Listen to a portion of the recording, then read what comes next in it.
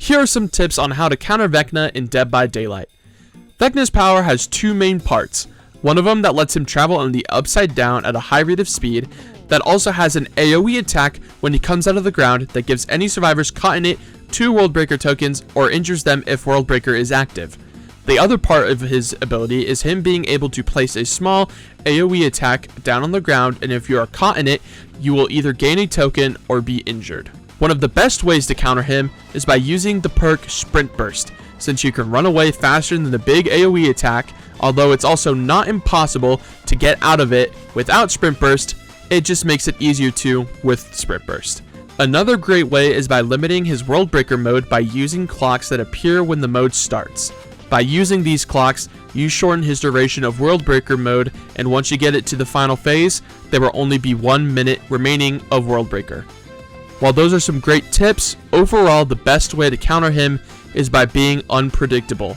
Rather it's dodging in a certain direction, or maybe even just W-King, although it is easier to get hit by W-King, so I don't often recommend it. When Vecna tries to go and use his small AoE attack, a loud sound effect plays, and it sounds like this. You can use this sound as knowing when to react in order to dodge the attack. Now if Vecna decides to hold it out instead of using it immediately, you can also tell that he is doing this because that same sound effect continues to play until he uses the attack or decides to not attack at all, and it sounds like this.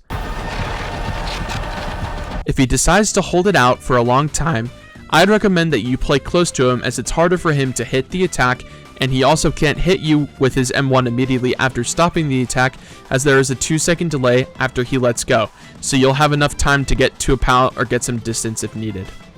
Overall, these are the best ways and methods to use in order to win chases against Vecna, in my opinion, and to win all of your trials against him. Let me know if these tips help you give a better understanding as to how Vecna works, as well as how to counter him in chase, because